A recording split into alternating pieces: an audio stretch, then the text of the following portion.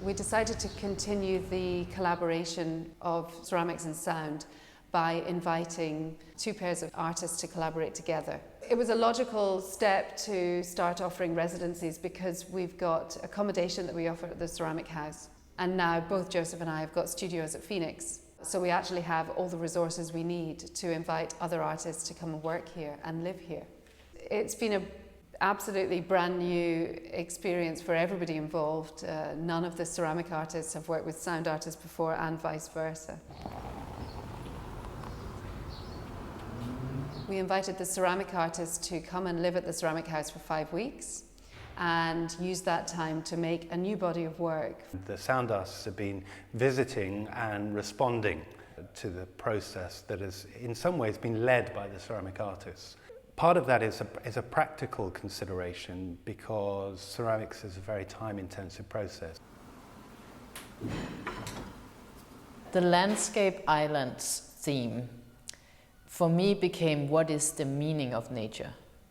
Not just looking at nature, but what is it for people? And then I started looking back on old pagan religions. We threw around a few ideas, and then the idea that kind of came out and stuck was this idea of making something from Celtic mythology and somehow trying to animate that with sounds. And so one of their gods was Pan, and he was a god of the instinctual animal nature in human.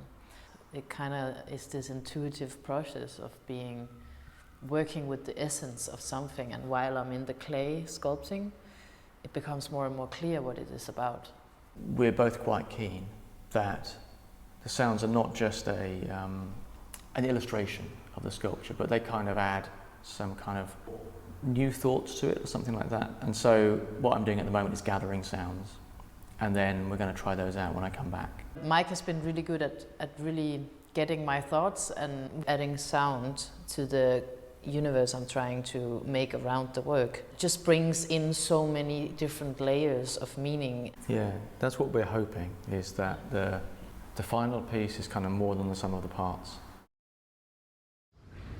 I just started to think about the islands, and the isolation that makes an island is the isolation that the sea makes.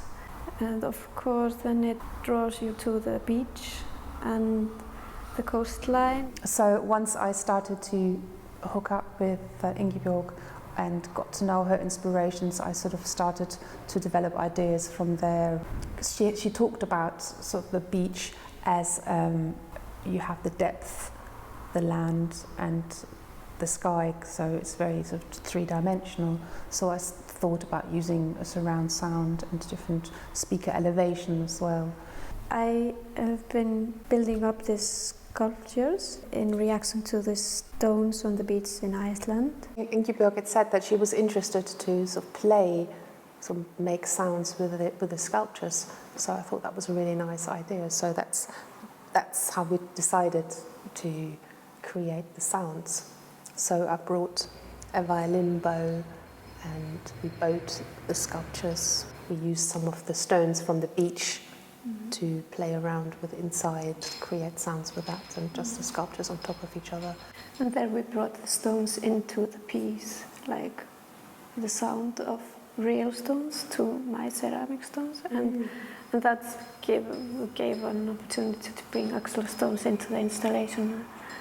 When we were bowing the sculptures, it leaves sort of a white trace because of the resin that you put on the bow. And Ingeborg really liked the white outline that made, and it sort of reminded me of sort of salt deposits that you get on stone. Yeah, like the trace of the sound.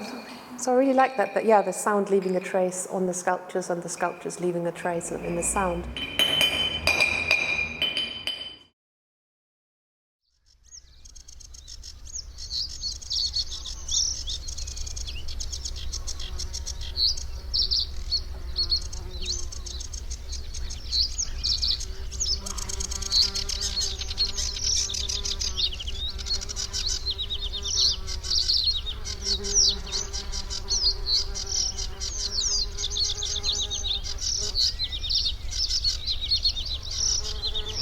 And in dim London streets, instead of amidst the vineyards and the olive gardens.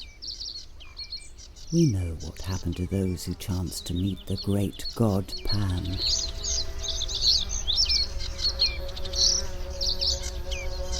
Here, on its time-defaced pedestal, the image of a half-forgotten god crumbles to its complete oblivion.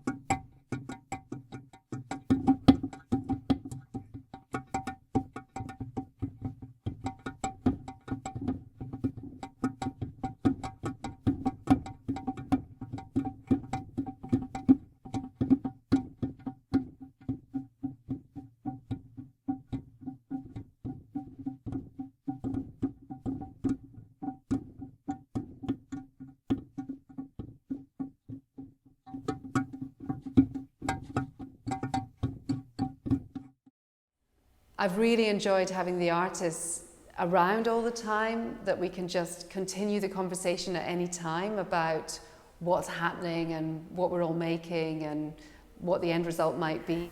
You really appreciate to have the conversation about what you're doing at the time, not just your work that you already made or something, but what you're doing now. It opens up a lot of possibilities, and it makes you think of things you wouldn't have thought about either way, because those possibilities just weren't there when it was just you making your object. It shifts the sort of responsibility as well. It sort of becomes a joint project, and it's not so heavy dependent on doing everything yourself. There's a very good kind of creative atmosphere about this place and about actually Joe and Kay's work together, I think. It's quite unusual that they're working together as a sound artist and a ceramicist.